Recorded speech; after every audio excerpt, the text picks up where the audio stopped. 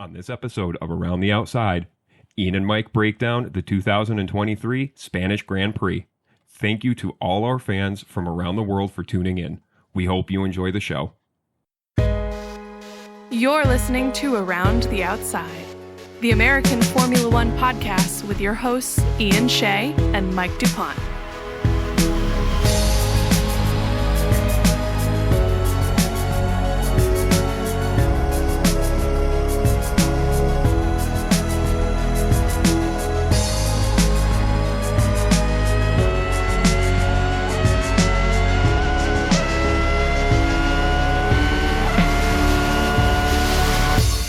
Ian Shea and Mike DuPont, your host of Around the Outside, the American Formula One podcast. We have a great show for you today. We are reviewing the 2023 Spanish Grand Prix.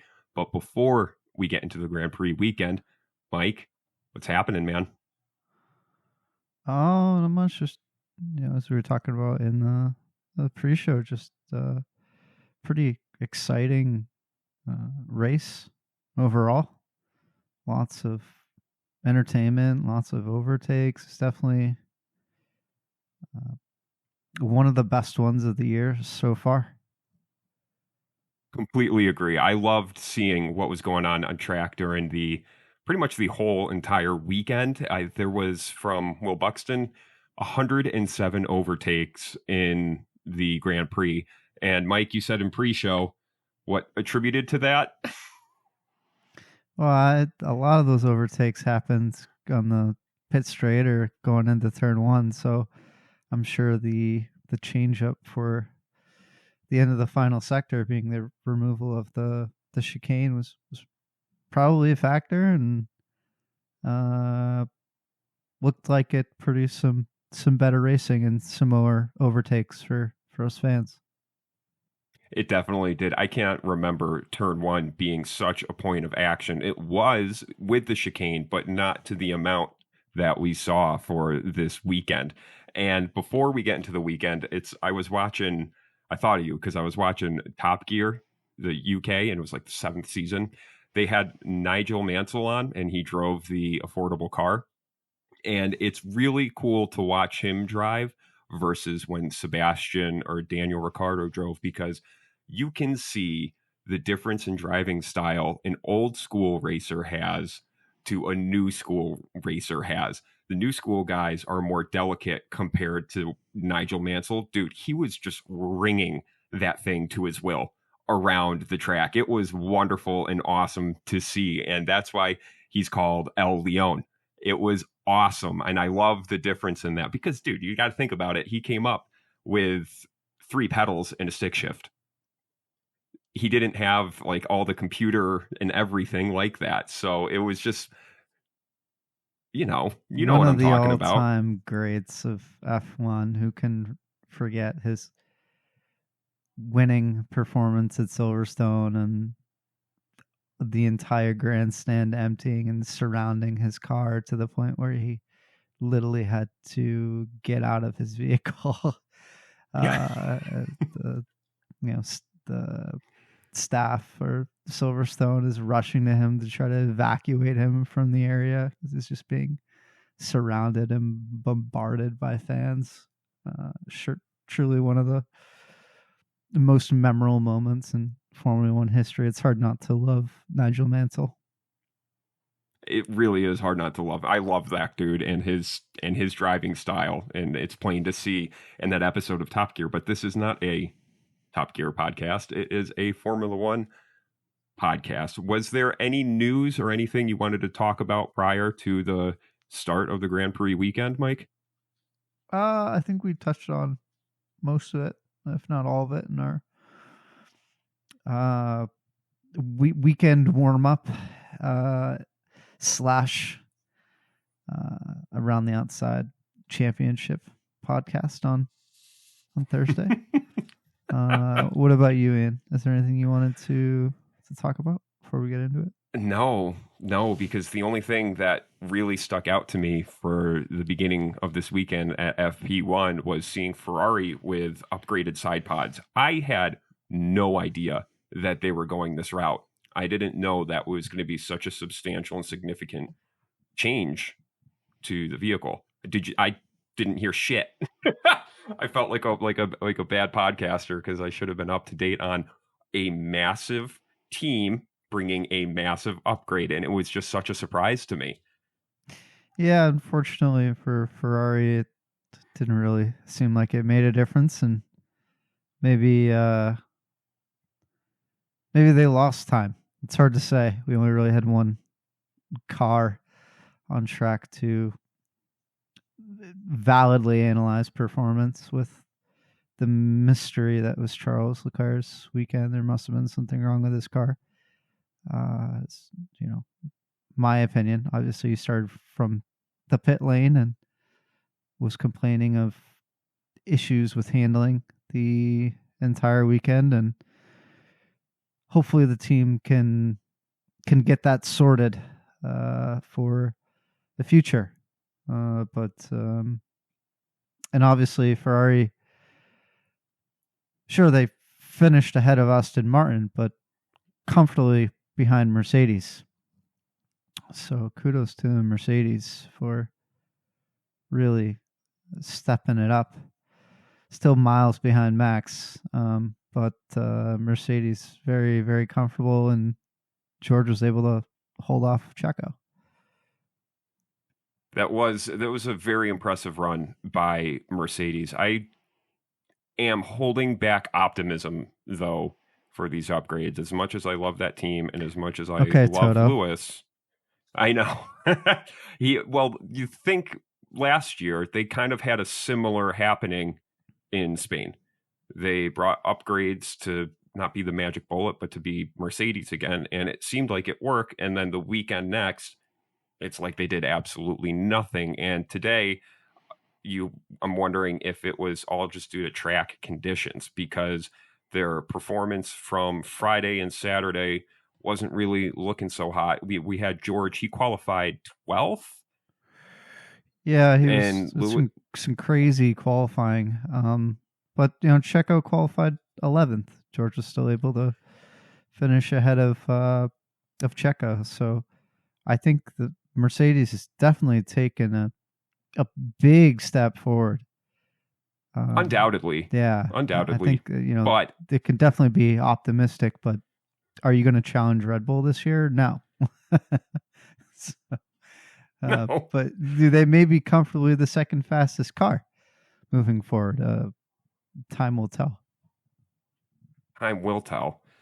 Before we get into the full-on race, there are moments in qualifying that I would like to talk about. The first one, and we were just this is why we started the podcast, because thank you for the suggestion, Mike. We were talking about Nick DeVries and the spin that he had. I thought that the comment he made on the radio to the engineer, "What am I doing wrong?" was a major red flag as a driver. And what your opinion is, Mike, is?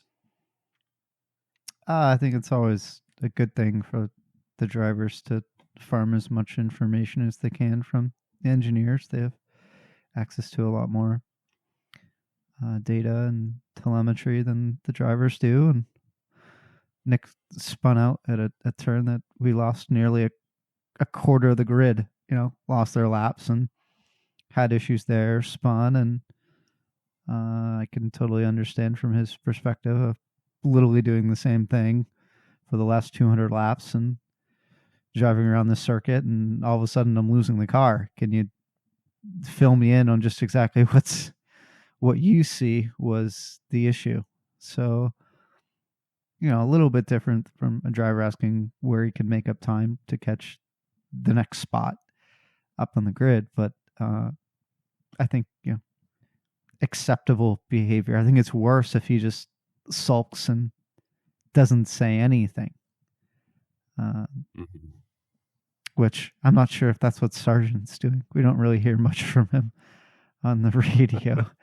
But did we not hear much from Sargent because he's just not getting the TV time? Because throughout the whole weekend, I once again have to concede that you were correct and we talked about British commentators speaking only about the British drivers when Lewis was winning. But now that Lewis isn't winning, brother, all weekend long, I wanted to smash my head against the wall because I heard Max and Alonso, Max, Aston, and Red Bull.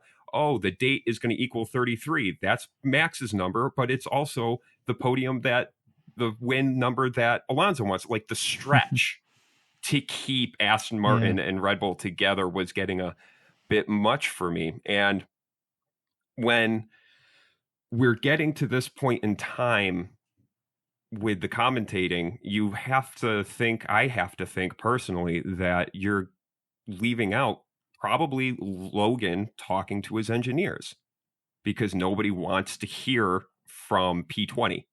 That's the way it goes in this business. Yeah, and how much of it just goes down to marketing and just like who and what's popular. Yeah, I mean, there's always a lot of fans, or I mean, we know how popular Max is around the world. The Orange Army follows him wherever he goes, and Fernando definitely being the most popular driver at the circuit this weekend. Yeah, the amount of Aston Martin shirts in the grandstands was impressive. It was Aston Martin shirts and Spanish flags. There wasn't much else besides the Max Verstappen grandstand. Sainz certainly had some support, but yeah, I wonder how much of that is just marketing, Ian, unfortunately. But it would be nice to get a more balanced. Yeah, just to get a little bit of information about every driver, every team.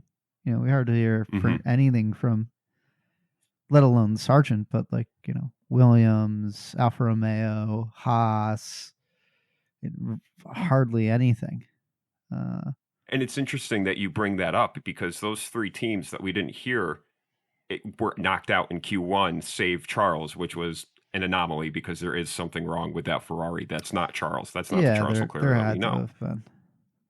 There's definitely, I mean, I know they took the parts back to Maranello to get inspected, but they are not conclusive yet. The evidence isn't in, so we don't know at this point in time. But to go back to Nick DeVries right quick, where I'm coming from is driver sensitivity. Because if he continues trudging around for 200 laps, and it was, I don't even know what's less than damp. Not even moist. I'm not sure what the exact track conditions were, how to describe them, but we had so many cars going off that the FIA was pretty much like, we need to pause this session. One of the most random red flags I think we've ever seen in Formula One, and the conditions were tricky for not just DeVries, but I mean, I think it's very abnormal to see Checo. After Monaco, I guess you can say it's starting to become more of a norm. But for Checo and George not to get out of Q2 was a big surprise. So the track was in a very strange state, which I'm sure contributed to Nick going off and a variety of other drivers as well. And what I didn't like about that red flag was I think they pulled the gun too quickly when Albon went off. Was it like turn 6? Yeah, he was able to keep going. Yeah. And they were saying that it was because, there was some gravel on the track. But when I think of gravel on the track, I think of more than what they showed of a cleanup crew. It was one dude with a broom and another one who was just kicking the rocks off the track. And I'm just wondering, is this becoming too much of a red flag happy Formula One? Are they too quick to judge that the session needs to be stopped? Because I'm concerned for the future that it becomes the norm where if somebody goes off the track for less than 10 seconds, they're going to red flag and somebody's quality is going to be screwed up. How did you feel about the quickness of the red flag? Do you wish they delayed it a little bit longer, or you were fine with the pace? Obviously, we don't want to just have random red flags for nothing when conditions are tricky on the track. Mhm. That's, I think Martin Brundle made a comment that these are the best drivers in the world. They should be able to navigate and figure out where the best lines are, even with somewhat complicated conditions on the track. For me, it was just a situation where so many cars were going off at the exact same spot on the track, and there wasn't a lot of reason, like cognitive. There wasn't a visual like, oh, the track is really slippery there. Like, it wasn't really like that. So I'm half okay with it, half like you should just let the session keep going. I mean, that adds some excitement to who can exactly figure out that turn. But if it's something like Q3 where there's less time to hit the lap, just hit a lap in general because the session's shorter, I more understand it, but I would have preferred for them to probably just allow the session to continue the way it was going. How about Max's Q1 lap? I was just floored by the pace that he had. And then on his second run, which they abandoned, he was going even faster. I think that they abandoned the lap for a two-part reason. One, they didn't need to push the car that hard, which is obvious. But the second, I don't think they want to show the true pace of that Red Bull quite yet. Do you mean the Q3 lap, Ian? Yes. Or did I say Q1? His lap in Q3 was such a significant time difference from the rest, where it was just like, okay, he's going to win the race too. It was just not even close. I mean, he was like a whole second ahead of everybody else when he hit that lap. Sainz ended up putting in a lap that was almost 0.5 off. Lando, amazing to get the car into Q3. He's had probably the worst race he could possibly have after qualifying did not deliver. Third. Yeah, but that McLaren, the conditions just aligned for it on Saturday. It was the track was about 10 degrees Celsius higher. I think it was around 41 degrees, and on race day it was somewhere around 30. For our American listeners, that's a bunch of Fahrenheits. That's some Fahrenheit. That's a good amount of Fahrenheit. Yeah. So I think the conditions were it was a perfect track conditions scenario for the McLaren to put in a good lap. And Oscar was doing a decent job as well throughout qualifying, but Lando definitively outperformed him in qualifying. Lando gave us a fantastic performance. But it shows you just how important the track conditions are. Lewis qualifying 5th. Well, you take 10 Celsius off the track, all of a sudden the Mercedes is the second fastest car out there. So able to hold off a Red Bull. So yeah, I mean, you don't really think that 10 degrees of track temp is really going to make that big of a difference, but it really does, for some of these cars. Really does. And getting them in the right window to perform at their best. And what I liked most about this qualifying session was the grid order itself was very scrambled. The Q3 was, the usual suspects, save Charles, but everybody else really, like when George got out of Q2, I was very confused and then concerned.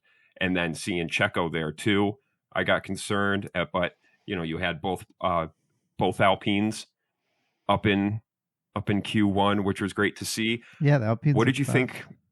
What did you think about though Pierre and his impeding? It's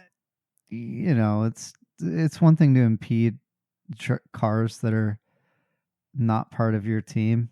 The biggest impeding. I guess the biggest head scratcher that I had in qualifying was what the hell happened between the two Mercedes. Why is Lewis running into George? And I forgot about when that. George is getting ready for his hot lap, that's literally to get him out of Q3. You know, what they were saying is Lewis had such a slipstream that he caught George so quickly, but there was just no communication from the Mercedes crew that, you know, George was like, hey, I didn't even know there was somebody behind me. So it's kind of like, geez, Mercedes kind of screwed over one of their drivers with getting a final hot lap. And not only did they screw the drivers, I mean, one of them ran into the other. So yeah. That was kind of a little sketchy. And Checo just screwed up.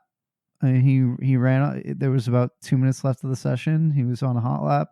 He ran off the track. He was able to prevent his car from being beached, but had so much gravel and sand on his tires, and you know, didn't have a lot of time to get back around, charge up the battery, give a final go, and his final lap just wasn't good enough. So Checo kind of screwed up. I kind of felt bad for George at the end of qualifying. I was kind of surprised that the Mercedes communication wasn't better.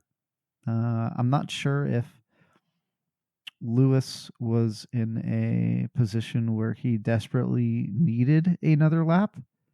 You know, I think we were robbed of a faster Lewis lap for sure because of that slipstream that George gave him. The most annoying thing about what happened between the two Mercedes is I'm done with looking at replays of Nico and Lewis coming together 7 years ago. We get it. And then that incident re-sparked the, Mercedes in Barcelona, bah, bah, bah. Like, no, I don't care. Enough. It happened. Please, can we just move on? And it wasn't as drastic as that was in 2016. Yeah. That was my biggest upset from seeing that. And it was such a poor communication breakdown. Yeah, as obviously you said. Gasly got penalized for his impeding. He lost 6 places, which is quite significant. I tweeted that out. Oh, I'm sorry. I tweeted that out, and I asked Neil deGrasse Tyson, what's the math on this? Because I wasn't sure. I was like, all right, well, if he's 6 places, he was 4, is that 10th or 11th? Where is this guy? He never responded. So he'll get back to us, I'm sure.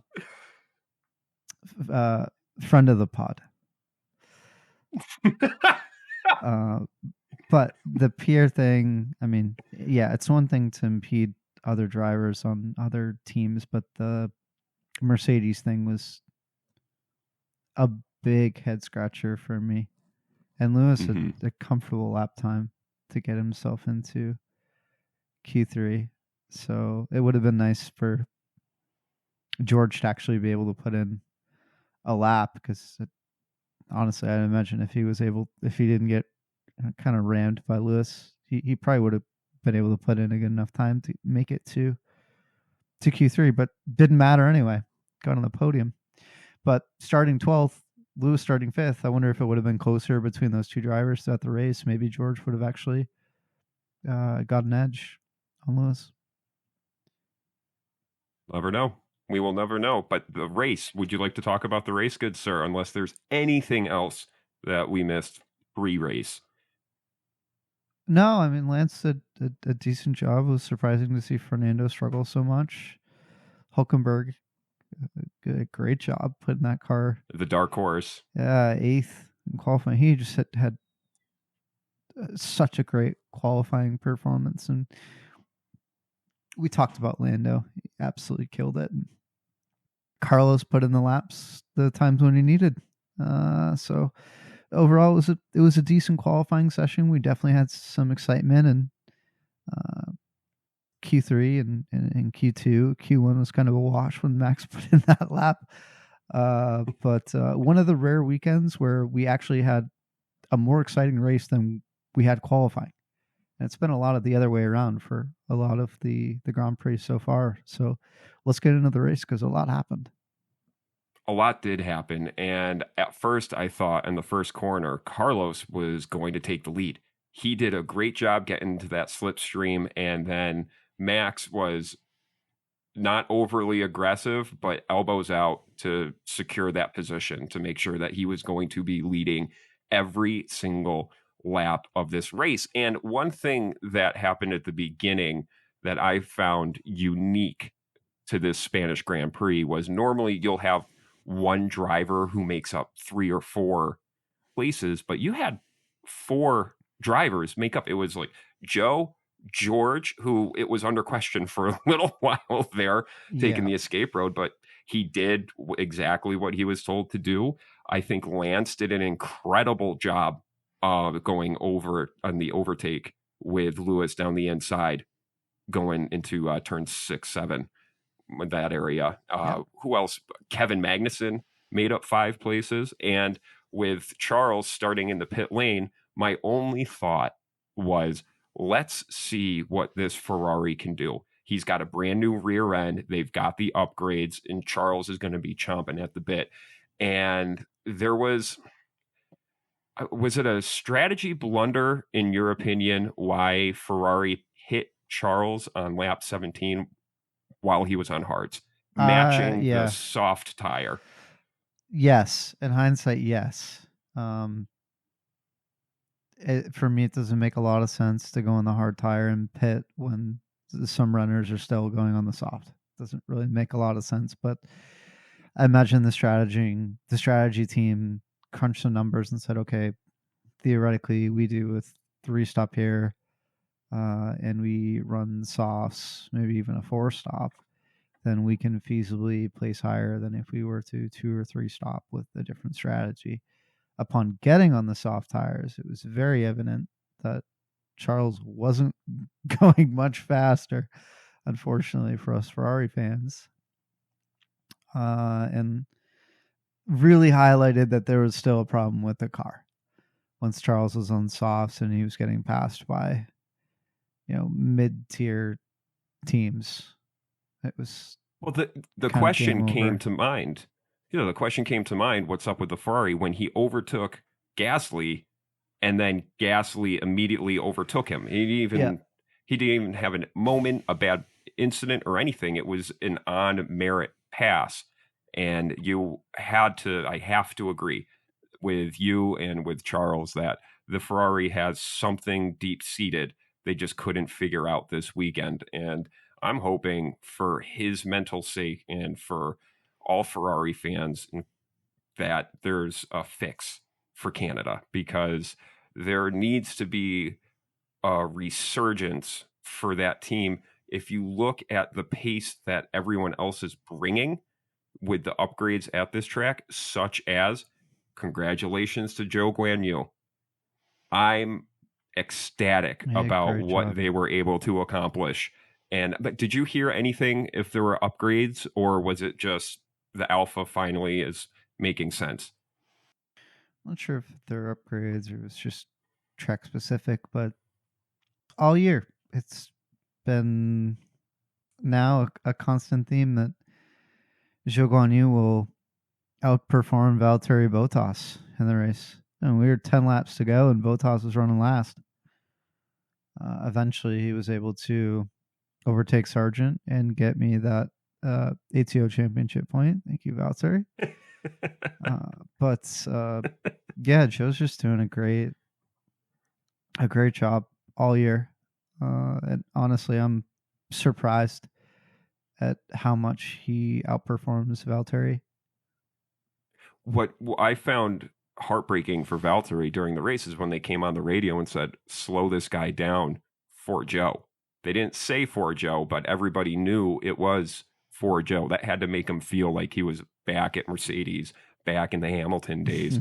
I am concerned about the future of Valtteri, because if you have a second-year driver outperforming significantly on a testing track where you've had way more time than him, there's something that's just either not clicking or he's maybe just losing drive for the sport. And it's kind of just in cruise control. Mm. He's kind of just chilling. I mean, yeah, he's just, yeah. Unfortunately, it's kind of what other. It'd be one thing if it just happened 1 or 2 races, but there's a lot of sessions, a lot of Grand Prix weekends now where Joe's gotten the better of Valtteri comfortably. And back to Ferrari, I mean, Carlos's pace was there for the majority of the weekend. First stint, it was looking solid, and then he wasn't listening to his engineers, which kind of gets me concerned about his trust into the team. Because when they were telling him, hey, we should push now, this and that, he's like, oh, no, I'm fine. We're good here. And then he went backwards. Yeah, that's one thing that I would... When drivers in Red Bull or Mercedes tell their team, the tires are good, let's keep going. The team more or less says, okay, let us know when it starts to feel bad. Ferrari's strategy is still not, it does not have that cohesiveness with its drivers. And yeah, I hope in the future that improves, but that's definitely not something I'm going to hold my breath on. Of recent past, drivers have had to be very firm with the strategy team in Ferrari.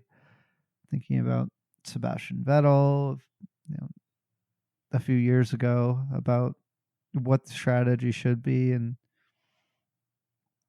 yeah, that's one thing I'm envious of Mercedes and Red Bull strategists and the driver cohesion that exists within those teams and the trust in one another. But yeah, pain as a Ferrari fan, but pain as a McLaren fan. Yeah, what a gigantic swing to have so much pace and be so fast, and then come the race, 24 hours later, be so slow. But I guess it gets back to what we were talking about earlier, Ian, with how much the just track temperature can play a role. And Lando, in a post-race interview, did admit that McLaren are a 7th, 8th place team. So this wasn't just track conditions not working for him. This wasn't just his front wing getting demolished by a turn 1 incident. It sounds like, even though that they're clawing back, I perceived clawing back, they aren't. There's something inherently wrong in the car that they still have not gotten out of it, even though last week's performance in Monaco and the qualifying performance beg to differ. And yes, track conditions, 100% that they suited the McLaren that one time, that one hot lap. Right. But to hear that from a driver must be disheartening. Thank you. Sorry about that, guys. Yeah, I mean, he's just being realistic, and it's unfortunately for McLaren fans, that's the reality.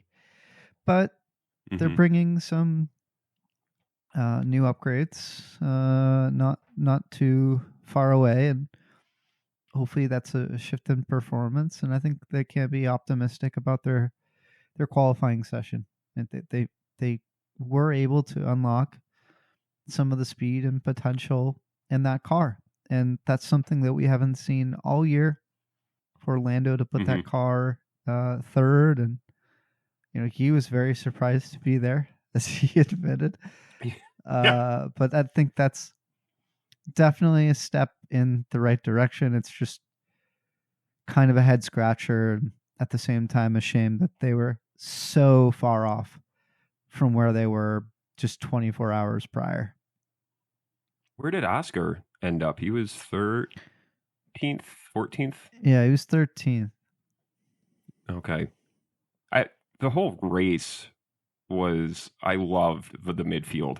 That's where it was at today. From P14 to P8, there was great racecraft. There was, for lap after lap, it seemed like there was 3 to 4 cars going into turn one, and the people that were involved went into the points.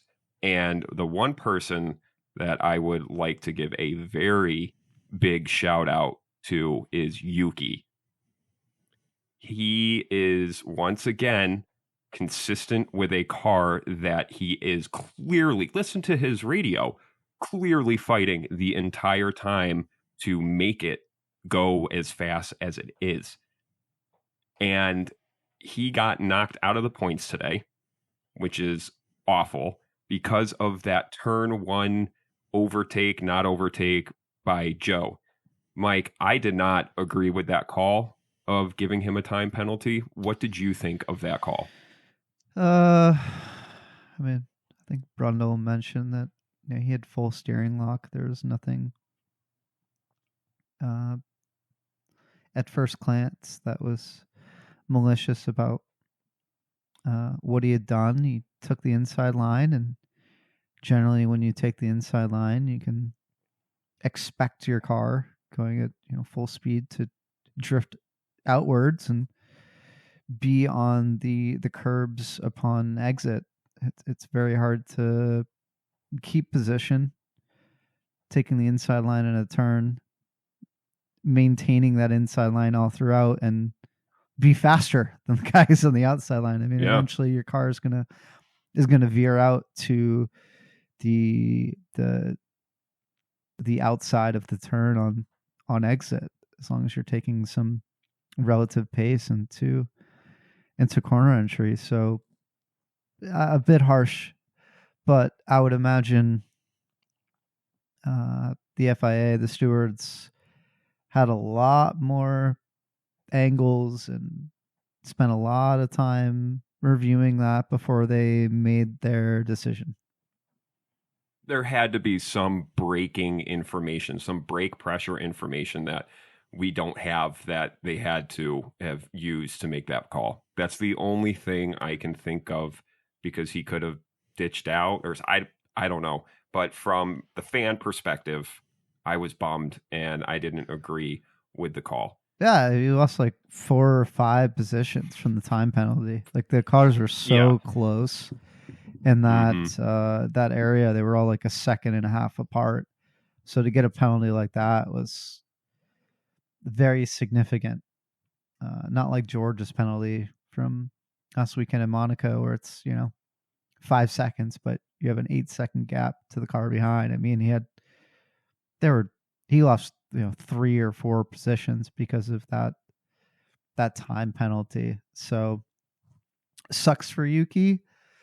However, everyone has been impressed with Yuki Tsunoda all year, and I don't expect that to change. He's driving so well, doing a fantastic job, and leads me to kind of start to ponder, if Checo keeps struggling like this, we all know Red Bull's pretty quick with making decisions when it comes to who sits in that second seat with Max Verstappen.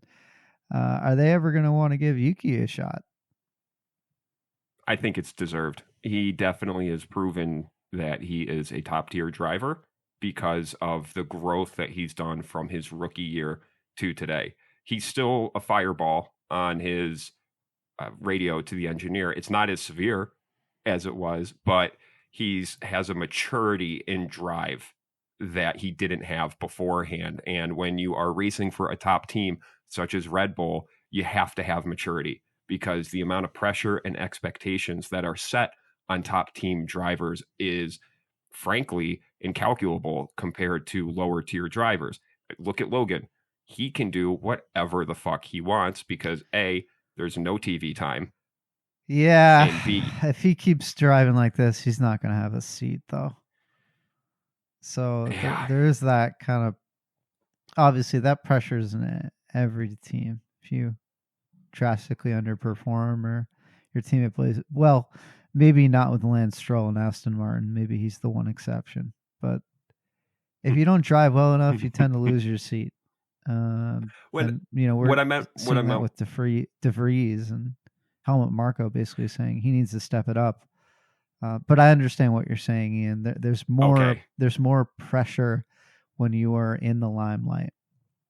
Yeah. When they're going to talk about you, where something like what you were about to say with Logan Sargent, you know, they're not even giving you any camera time. Nobody's listening in on your radio. There's none of that. So yeah, the pressure level is certainly different. And what's more of a seat that adds more pressure than being teammates with Max Verstappen? I mean, over recent years, none has existed. Mm-mm. And Red Bull, They how haven't. long do you want to wait until you give Yuki the seat? It's starting to look like it's inevitable eventually that Yuki will get an opportunity in a Red Bull. They're not going to want to keep him in AlphaTauri forever. I'm sure they would love to keep Gasly in the AlphaTauri forever, because unfortunately he was never getting another shot, even though maybe he should have. But yeah, how long does Red Bull want to keep Sergio Perez? More weekends like this, I'm not quite sure how long they're gonna. What's the upside opposed to giving somebody like Yuki Tsunoda the seat? What do you think, Ian? I think that pre-race, Christian Horner said that their simulations suggested that Checo should be in P5. Checo came in P4, so he beat expectations. That said, Max would have come in second. And it's very I think, generous to say, you know, like that's very low expectations. How can they possibly minimum. say, yeah, that like fifth is the desired outcome when your lead driver is doing a pit stop just for the hell of it to get softs and get fastest lap and is still finishing 24 seconds ahead of the rest of the field? Like, that kind of feels like it's how do we deflate the press and not give them a story? Well, we were expecting him to finish 5. He finished 4th, so he did a great job. I don't buy that. Did he? No, he didn't. He didn't do a great job. George Russell was behind him at the start of the race in an inferior car. He did not do a great job. He should have been on the podium. He's in a faster car. And he only seemed to pick up his pace to an acceptable limit when there was 2 to 3 laps left, but there was a 4-second gap. You can't, I mean, you're have to be over a second a lap quicker. When there were 6 laps left and you were 6 seconds down, George was outpacing you. Yeah. Simply put, that shouldn't be happening. And you have to look at the benchmark, which is, as you said, when Max came in for softs for his final pit stop, he had a 40-second lead. Yeah. It was 24 seconds ahead of everyone else. And to say Checo should have finished 5th, this just makes absolutely no sense. Like, Checo should have been on the podium. Agreed, Mike. I totally agree. And so Yuki has a shot, because as much as I would love to have Danny Rick back, I don't want to even talk about it, because you know what, man? He didn't prove himself to be an adaptable driver, and he burnt bridges. He burnt bridges at Alpine, and he burnt bridges with Red Bull. So yes, he did. Red Bull like took Yuki's. him back as a reserve driver, so I don't know if he totally burnt bridges, but yeah, with Alpine, oh my god, yeah, like they're never gonna want to take you back ever. McLaren, no, they're never gonna want you ever. What are the realistic seats? You know, is there ever a world where Checo and Yuki swap? I don't know. I don't know about that. I would still love to see DeVries out Ricciardo in. If it still goes the way it's going and DeVries doesn't make a whole lot of progress, and I don't really. He's not doing as bad as he was doing a couple race weekends ago, but he's still not. It's almost comparable to Sargent. Sargent's been very, very bad the last couple. He hasn't coped well. Race he weekends. has not coped well. He's been doing awful, but. Yeah, I would love to see. We would both love to see Ricciardo get another shot with a vehicle that's in the Red Bull family, because it probably drives somewhat similar to what he was so successful with. I'm curious about Williams, Mike, because what happened? They seem to be hot off the press in the first 5-6 races, and now, especially in Spain, there didn't seem to be much performance, and Albon can perform. He's if you look at the underside of the Williams compared to the Red Bull, what Albon has been doing in that Williams is phenomenal, but it's not translating into longevity. I'm hoping that because they were short on cash for many years. It's just, the outcome of that for this season, but I'm fearing that they're going to start not performing and kind of going into a Haas-esque trench for the season. At least they're not as slow as they were a couple of years ago. Correct. Yeah, they're not comfortably 20th and 19th every single weekend. So now Sargent may be comfortably 20th moving forward, but at least Albon's got enough skill to put that car somewhere up the grid. So that's a realistic fear. If you're a Williams fan, that makes complete sense, Ian. But at least it's not as bad as it once was for Williams. I mean, it was like sad. Atrocious. It wasn't like that it was bad. It was literally sad. Yeah, to see a car be so far off everybody else. Oh. So, but yeah, I know at the beginning of the year they had some decent performances, but it's just a track specific a thing where the car is going to be decent at some tracks and others not so much. I'm not sure. There's so many variables that go into this that other cars improve, and the Williams hasn't. It's hard to say just exactly what's going on with Williams and their performance, but at least they're not where they were a couple of years ago. I'll take it. If Alex Albon's occasionally like 12th or 11th, like that's fine. That's okay. It's pretty much a podium. There's a 1 and a 2 much involved in the number. He gets if he gets points, it's like a race win. Dude, we had some classic Ocon maneuver on the pit straight with Alonso. Yep. That kid is an animal in the wrong respects when I say that, because just like Checo has a history of driving emotionally, as much as I love Alpine, as much as I love Ocon, he can't not keep doing that. Is that a double negative? He's a bad defensive driver. That's much better. Well there's said. Some drivers that are very good at defending. A couple that come to mind: Charles Leclerc, Fernando Alonso, and there are others that just Lance Stroll, Esteban Ocon, that do it the wrong way. Max Verstappen. I'll say Max at times. Yeah, I'd say times. Max back when he was young. He's extremely refined now and is, starting to get into that discussion of one of the best that's ever done it. I think all those issues that plagued him when he was 17 and driving a Formula One car more or less resolved themselves. Now, we don't really see Max having to defend too much these days. But when he has, it's always been clean. When are the recent incidents where Max has defended and it hasn't gone well and it screwed over his race or somebody else's race? They're years Only time ago. I can think of. Years ago.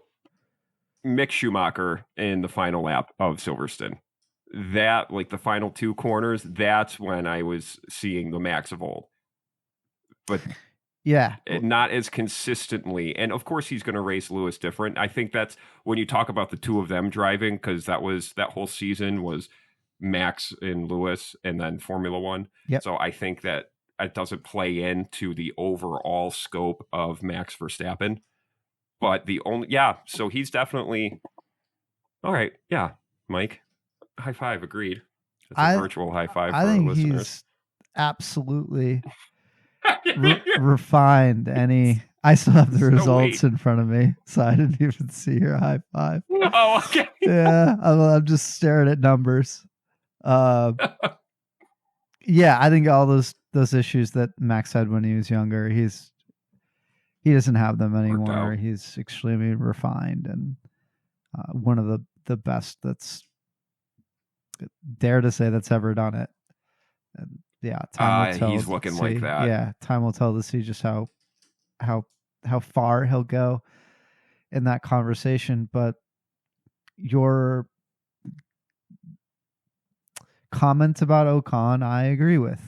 And, to go back to the original talking point that brought up this whole discussion about Max, drivers like Lance, drivers like Ocon, they have histories of bending the rules or not exactly following them when it comes to defending a position.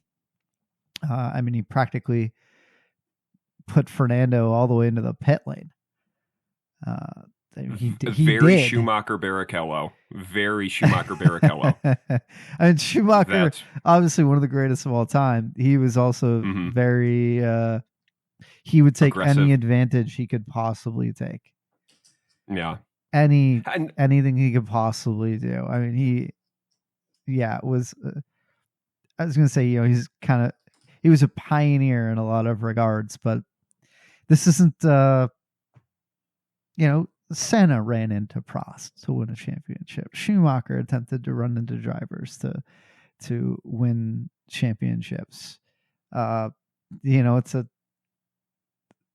had an incident where he boxed on the very final lap to serve his penalty because when he made it to the pit box, he had already crossed the finish line. So yeah, there's been long histories of drivers that have done, that they've twisted the rules slightly. But yeah, the defending from Ocon was not good. What was good from the Alpine outfit, though, is their power unit. Renault in the turbo hybrid era was trash. And I think that Pierre Gasly, what he was able to do today, showed that Alpine is on a surge right now. And granted, they didn't do as well as Aston Martin, because Aston Martin was weirdly off pace this weekend as well. But I'm really encouraged to see what Alpine's doing. And I'm trying to not be biased in it because I love Alpine, but you had a point in time where Ocon had two dudes behind him with DRS and he was able to hold them off. Gasly, same exact situation. But then at the same time, you had Gasly in P11 and he couldn't get Joey. So improvements, refinements, but nothing too drastic. And I think the most drastic improvement over the weekend was Mercedes. Yes. Without a doubt. It looked like the Mercedes of old, almost in a way. Granted, Max Verstappen was 24 seconds ahead, but still, when Martin Brundle called it on lap 6, 7, Lewis is P2. He was comfortably P2 as well. It was not really close. It was a very strong performance from Lewis and a very strong performance from Mercedes as a whole. Mm-hmm. It was honestly there were times when Lewis was dominating, when we all heard the same regurgitated message over and over again. Great win, guys. Thanks to the guys back at the factory. Yada, yada. We heard it over 100 times. Today, it was something different. It was sheer joy, excitement, positivity. It was one of the only times where I heard Lewis basically say that same thing, but I said out loud, that was really nice, Lewis. Like I thoroughly enjoyed what he said, saying this is for you guys back at the factory. Like, you're doing a great job. Let's keep going. Let's keep improving. Thank you so much. Like, it was really genuine, not out of commitment. Yeah, it was genuine. It was really, really, really nice to hear. So yeah, let's see how far Mercedes can take this. Are they going to challenge Red Bull? No, but maybe they can make things exciting. And I know we're getting towards the end of our time together today. Sad. The points separation between Max and Checo is very significant now. I believe it's 56. Yeah, something around there. Let me pull the side. There's a 5. There's a 5 involved. How about that? Max 170 points, Checo 117. I mean, Max can DNF a couple times and it doesn't matter. Is this just championship over at this point? When is the math? I'm curious at what race the math kicks in. I mean, Red Bull's got to be into 300 points now for the constructors, or close to it. Constructors, it's got to be lucked up. I mean, Red Bull, we have 287. Mercedes 152. So Mercedes just overtook Aston Martin in the constructors with this performance today. Well, and Aston has a host of upgrades for Canada. Mercedes has no business being ahead of Aston Martin at this point. We talked earlier, maybe Thursday and a little bit on the end of the last podcast. Is there feasibly any chance that Lawrence ever replaces his son? And I had another thought on this conversation. If his aspirations of becoming a championship winning team are real, then that's a realistic possibility, because there's no business Mercedes should be in second right now. No, there is no business. They shouldn't. Yeah. You're right. You're right.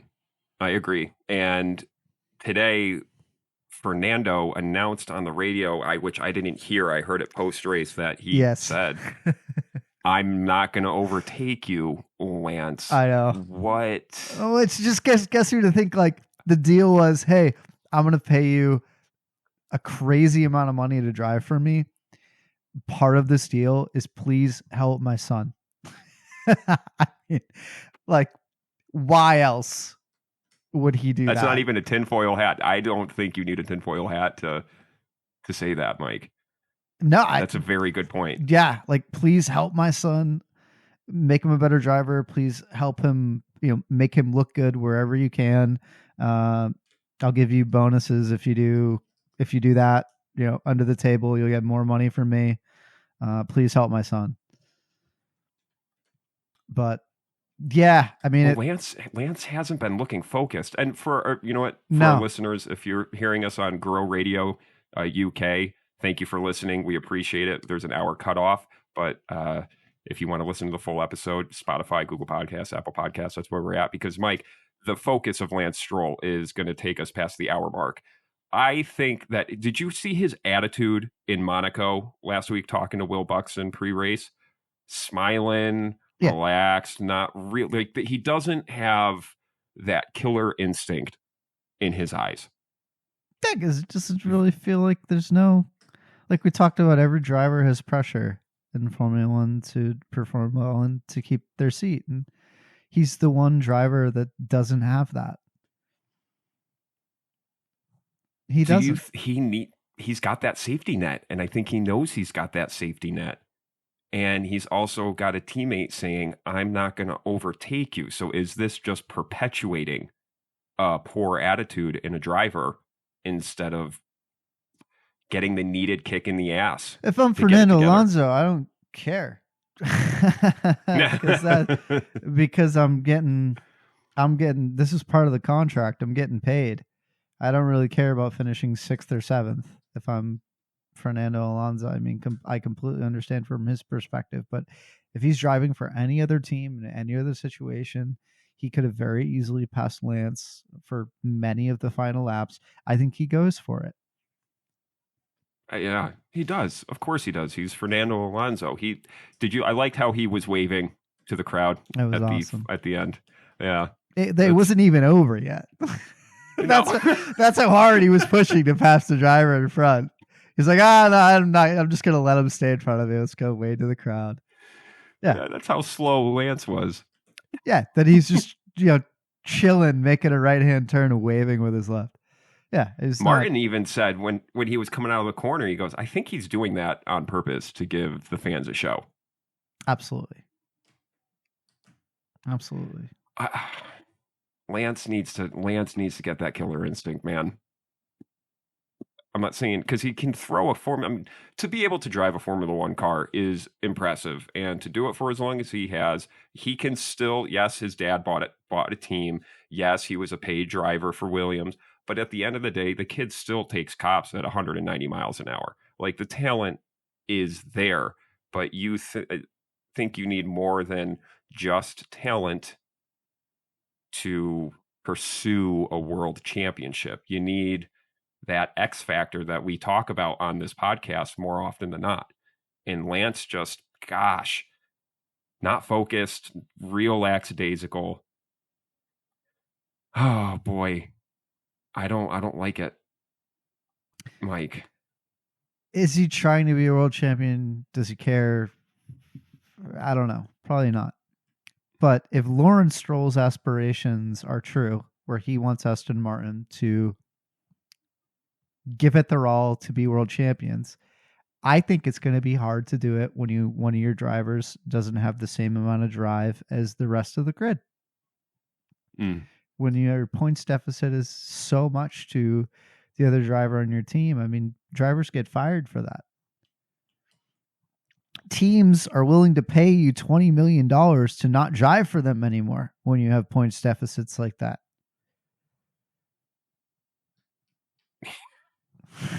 Sorry, Danny Rick. We love you. That's so true, though. But that's the reality. That's the reality. So, is Lance immune? I don't know. He can't be. I don't know. There has to be something. He may be immune. This is his Sunday drive. Let's stroll. I don't know. Time will tell. But like we talked about previously, now that Aston Martin and the team that Lance is driving for is farther up the grid, the pressure is higher for those at the top of the grid, like we talked about earlier on in the pod. So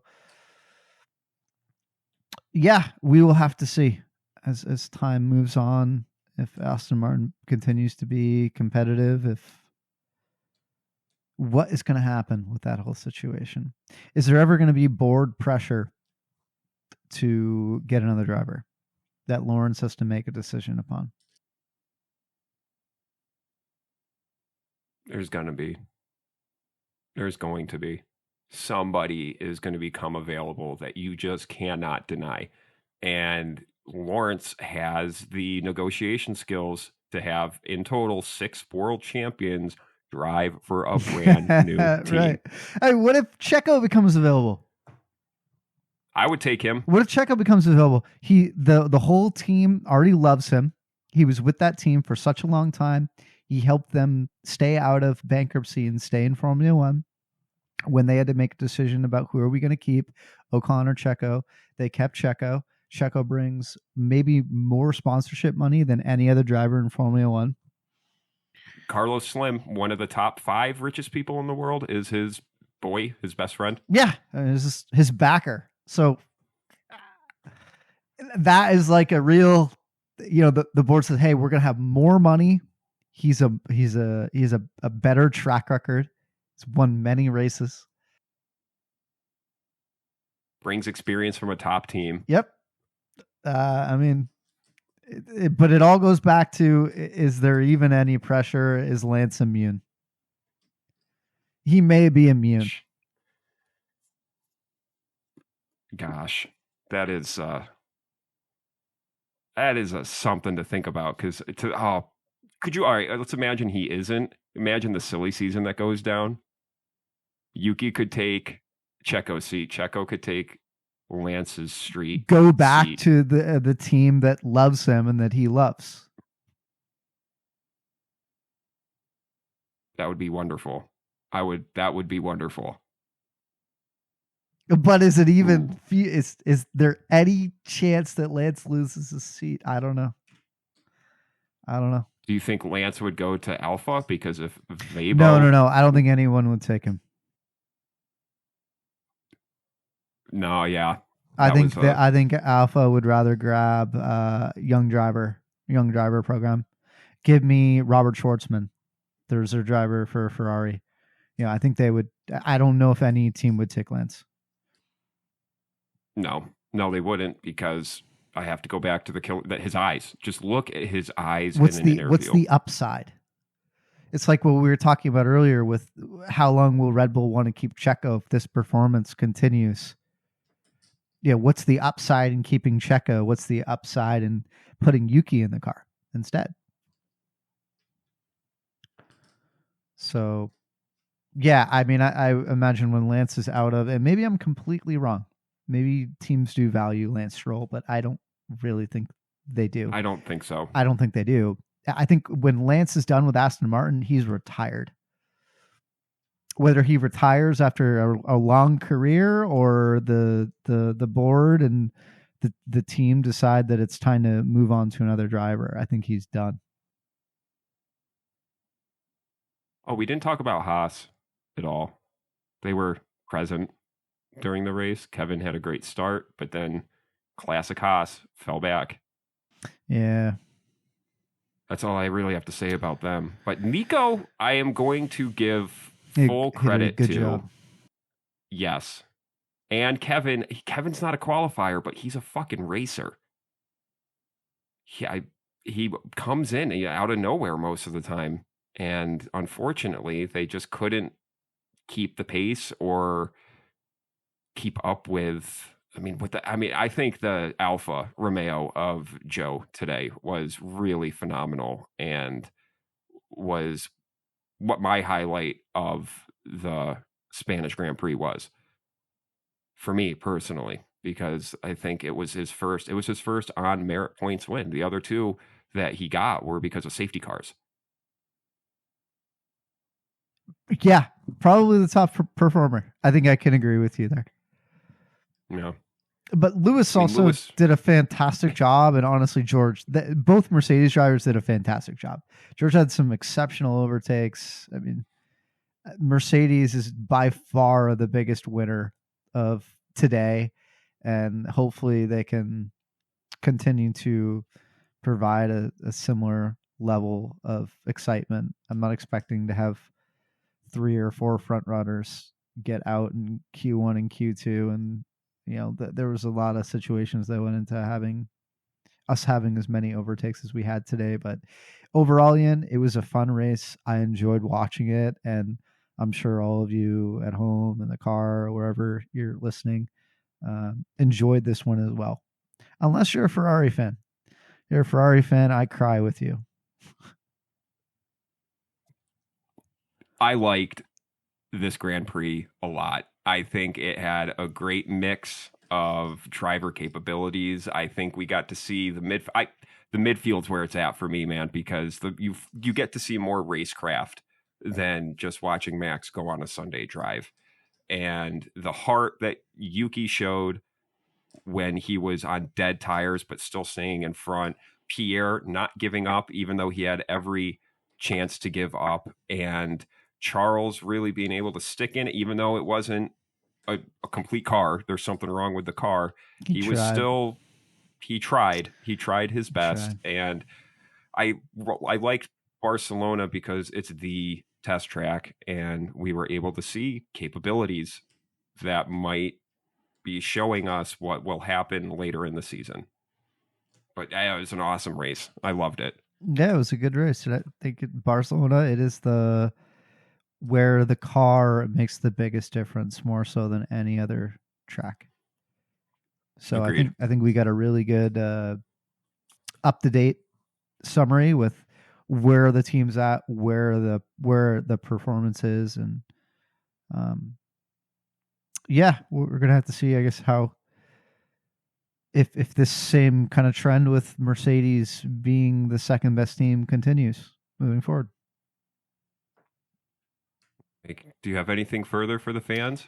That is it. Thank you so much for listening and being here with us. We'll look forward to doing our race warm-up, our weekend warm-up, and giving you the results of our ATO championship a little bit later on in the week.